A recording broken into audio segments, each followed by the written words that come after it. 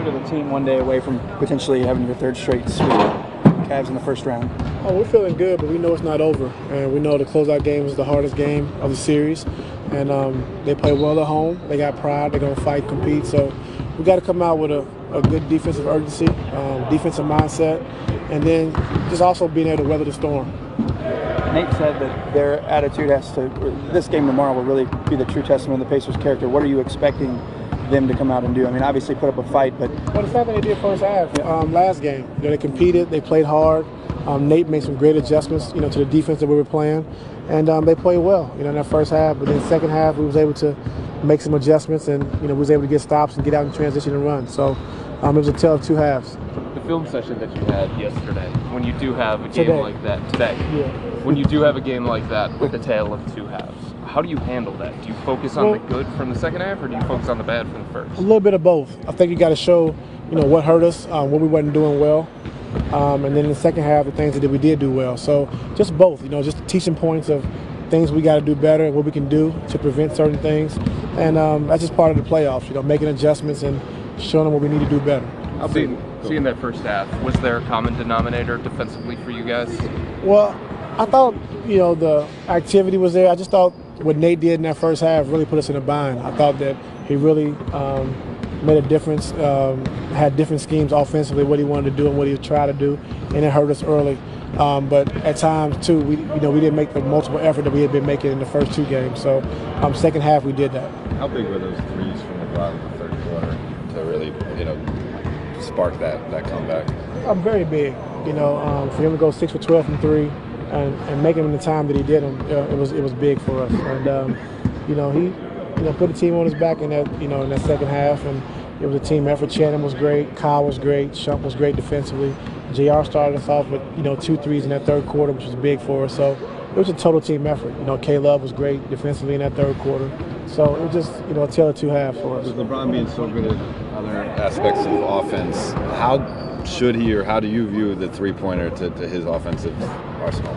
Well, if he's making the three, he's unstoppable already. So, but if he's making the three, it's virtually impossible. So when he's shooting the ball like that and shooting it with confidence, we're a tough team to beat. So how would you? LeBron or getting to be a mental thing or anything like that?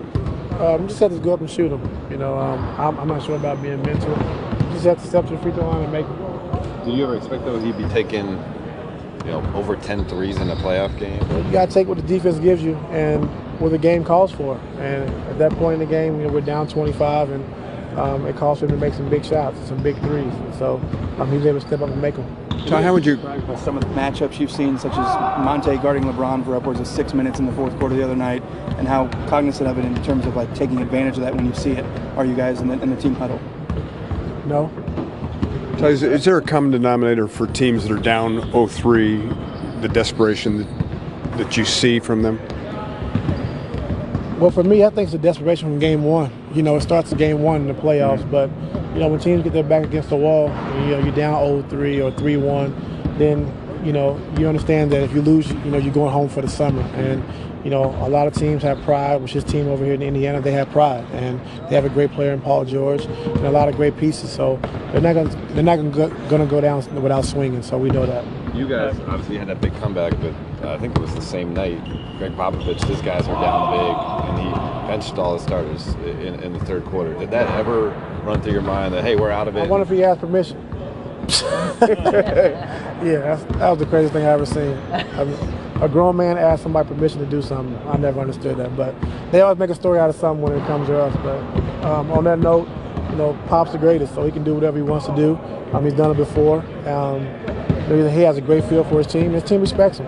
Whatever he does, they respect that. And my team, here, they respect me. Whatever decision I make, they respect it. And when I said Kevin, I had to ask you, could I bench you? They said, shit, get out of here, man. You didn't do that. You didn't want to put us back in the first place. But to ask for permission, that's crazy. It seemed to be the nature of that conversation. Like, I'm going to check in on you guys. I might need you later. In case we need those guys, just checking in on them, making sure they're fine, staying in tune with the game in case we need them. But to ask for permission is stupid. How did you feel about using the hack-a-shack against LeBron? I'd never seen that before. I guess he had never seen it before. At the end of the game? Yeah. Well, I just thought Nate just wanted to try to extend the game. It basically turned into a college game. He's extended it for a long time. It was smart on his part. Now, when you played with Shaq, was he a good shooter in practice? Because they said Will was. He couldn't make it. Yeah, Shaq did a great job of working on his free throws. He could make 10 in a row, 11 in a row. But getting the game, it was, it was different. But I tell you one thing about Shaq: when the game was on the line, you needed him to make them. He made them, most of the time. So that's all you can ask. Does a player consider that offensive when somebody does that to them, though? I mean, it's been done to Tristan. I don't think it's ever been done to LeBron. I mean, I don't find it offensive. I just think it's a strategy. Yeah, it's part of the tactics, and you can't stop you any other way. They gotta try anything. So, it just happened in the other game. But I don't think it was a hack of Bron. I just think he's trying to extend the game, and that's what they did.